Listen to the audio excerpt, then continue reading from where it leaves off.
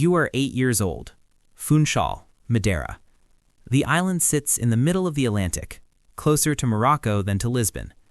The streets in your neighborhood, Santo Antonio, run steep and narrow. The walls are painted yellow and white. Laundry hangs between buildings. The air smells like salt and diesel and frangipani. You have never left the island. You have never been on a plane. You have never seen a football stadium that holds more than a few thousand people. Your mother Dolores wakes before 5 every morning. She works the fish stalls at the market. Your father, Jose Denise, is a municipal gardener who also works as the kit man for a local club called Andorinha. He drinks. He comes home late on certain nights. You understand this without anyone explaining it to you. There are 4 children in the house: Hugo, Elma, Katya. You are the youngest. You sleep in a room with Hugo. The street outside your building is where you spend every hour that is not school. You play with a ball against the wall, against the curb, against anyone who will play with you. When nobody will play, you play alone. The boy across the street is faster than you, so you run more. You run the hill behind the building until your legs stop hurting. Then you run it again.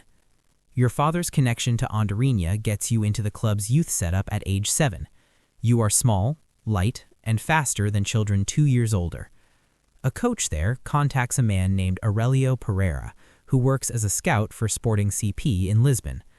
Pereira flies to Madeira in 1997 to watch a youth tournament. You are 12 years old. You are the smallest player on the pitch. You score. Then again. Pereira watches from the sideline with his arms folded.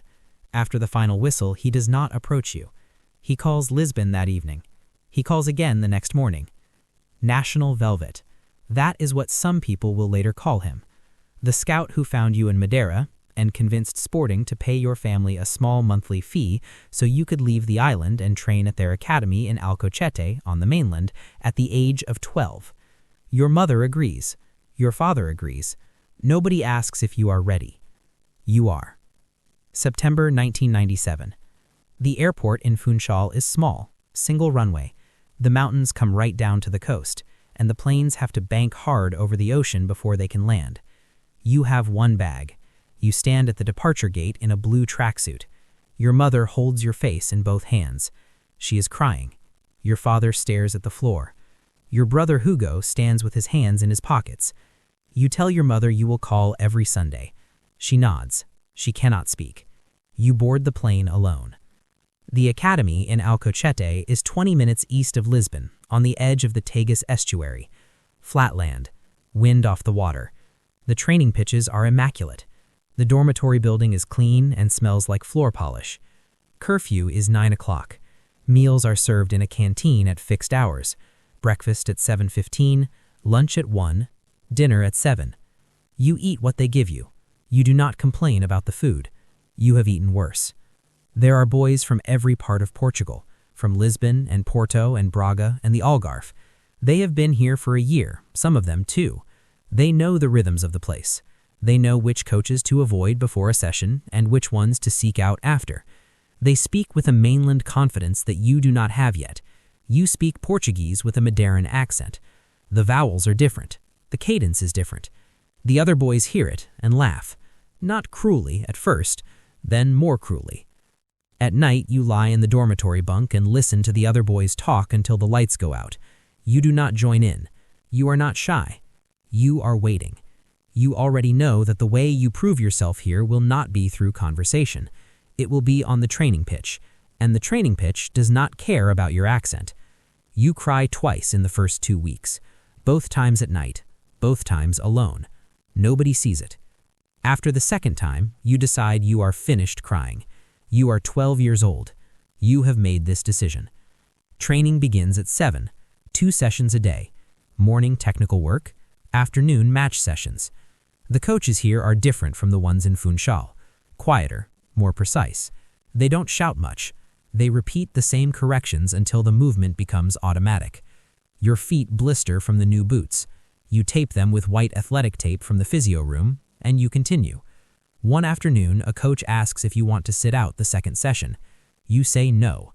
He writes something in his notebook. You stay late after every session ends. The groundskeeping staff works around you. You practice the same step over, the same cut inside, the same driven pass with the outside of the boot, 70 times, 80 times, until it stops feeling like practice and starts feeling like reflex. A coach tells you to go home and rest. You tell him 5 more minutes. He leaves. You stay for another 40. On Sundays, you stand in line at the payphone in the dormitory hallway. There are always 7 or 8 boys ahead of you. You wait. When it's your turn, you dial home. Your mother answers on the second ring. The calls last 4 minutes, because that's all the coins you have.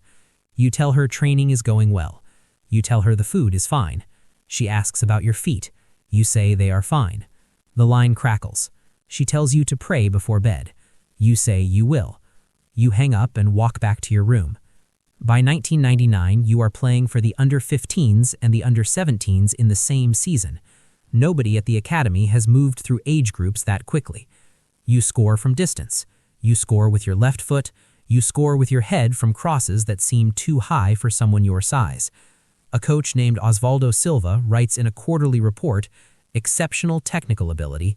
Temperament is variable." You read it. You say nothing. You go to practice. The other boys have stopped making jokes about the accent.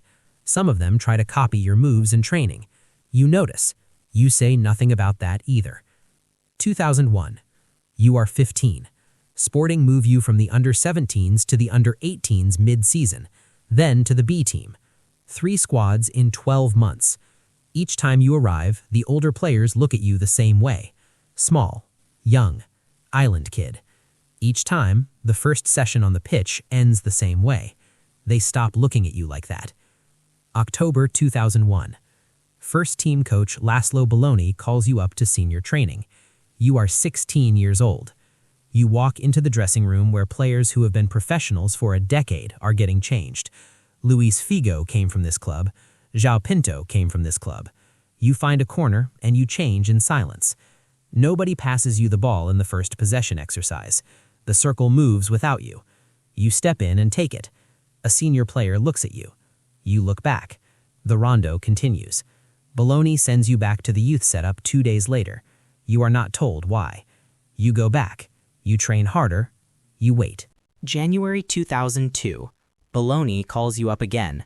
You sit on the bench at the Jose Alvalade Estadio for a league match. You were in full kit for 90 minutes. You do not come on. You watch the match from 3 meters away, and you study every movement, every decision, every moment where the senior players choose safety over risk. You take the bus back to the academy alone afterward. You eat dinner at the canteen. You go to your room. You fall asleep reviewing the match in your head. This happens the next week, and the week after that. Then, August 3rd, 2002, Sporting CP versus Internazionale, preseason Algarve Cup. It is not a competitive match. You do not treat it as anything less. You come on at halftime with the score level. The Internazionale players are professionals at the peak of European football. Their right back is an experienced international.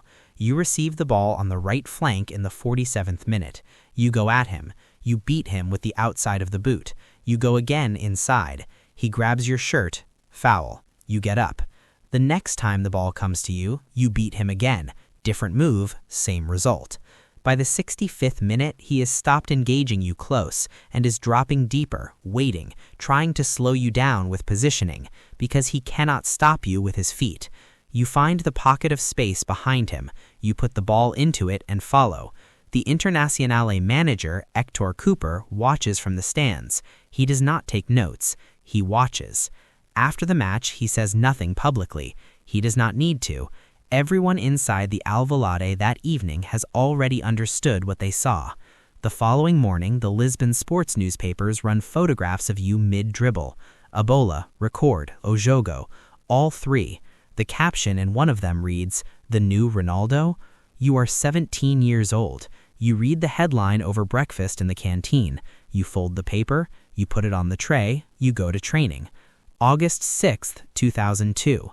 Sporting CP officially opens the new Estadio Jose Alvalade, 50,000 seats, concrete and steel and glass, rising over the Avenida General Norton de Matos. The occasion is its inauguration. The club has arranged for the opposition to be Manchester United. Sir Alex Ferguson has flown to Lisbon for the ceremony. You start the match. You receive the ball for the first time in the 7th minute. You are on the right wing. The left back opposite you is Gary Neville, England's first-choice right-back since 1995, 27 years old, 45 international caps, FA Cup winner, Champions League winner, Premier League winner 5 times. He knows exactly what he is doing on a football pitch. By the 80th minute, you have turned him 3 times, not beaten him once and not again. 3 separate occasions, 3 different moves. He is playing deeper by the second, communicating with the center backs, adjusting his angles. It does not help enough. The crowd reacts each time, not politely, loudly. 50,000 people making noise for a 17-year-old boy from an island they cannot point to on a map. After the final whistle, the Manchester United players shower and change. They walk to Ferguson in a group before the bus. Neville, Phil Neville, Ryan Giggs, John O'Shea, Rio Ferdinand, senior internationals. Combined, they have hundreds of appearances at the highest level of the game. They are not asking him about tactics. They are not asking about the result. They are asking him to sign the kid on the right wing. Not one of them, all of them. Ferguson listens. He says he has seen enough. The fee takes a week to negotiate. £12 million, the highest fee ever paid for a teenager in the history of English football at that time.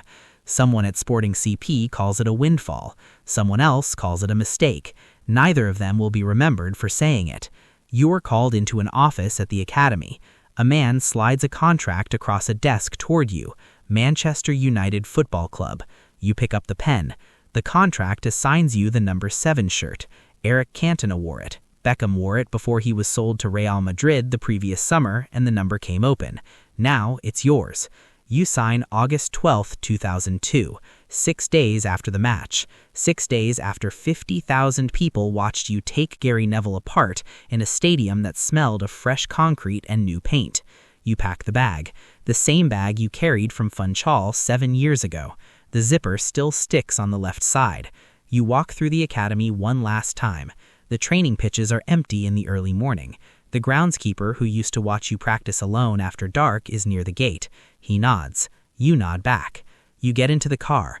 The street in Santo Antonio where you used to play until the light failed is still there. Same width, same cracked surface. Some other kid is on it right now, chasing something he cannot yet name, running the same hill, staying out past dark. The plane banks hard over the Atlantic. Below, the island gets small, then smaller, then it's gone.